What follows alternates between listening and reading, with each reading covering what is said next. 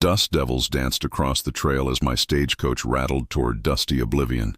Then I saw him, a lone figure, collapsed against a sun-bleached rock. I pulled the reins, the leather groaning in protest. He was barely breathing, his eyes a cloudy blue, fixed on something far beyond the horizon. He pressed a small, heavy leather-wrapped object into my hand. It was cool to the touch despite the blistering sun. His voice was a dry rasp, like sandpaper on old wood.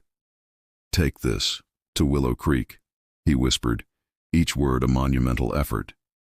"Find the woman with the sunset eyes. Tell her, the hawk flies no more." Before I could ask a single question, his last breath escaped, joining the wind that swept across the desolate plains. The hawk flies no more. What did that even mean? And who was this woman with sunset eyes? I clutched the mysterious package, its weight a heavy promise. Willow Creek was 2 days of hard riding off my route. My schedule, my pay, my reputation, all screamed at me to forget the dying man's wish and keep moving. But those cloudy blue eyes, they held a story that demanded an ending. I couldn't leave it unfinished out here in the dust. So I turned my team, leaving the known trail behind, heading for a town I'd never seen and a woman I didn't know, guided only by a dead man's riddle. 2 days later, I limped into Willow Creek, a one-street town that looked like it was holding its breath. I asked the blacksmith, the saloon keeper, anyone who would listen, about a woman with sunset eyes. They all just shook their heads, suspicion clouding their faces.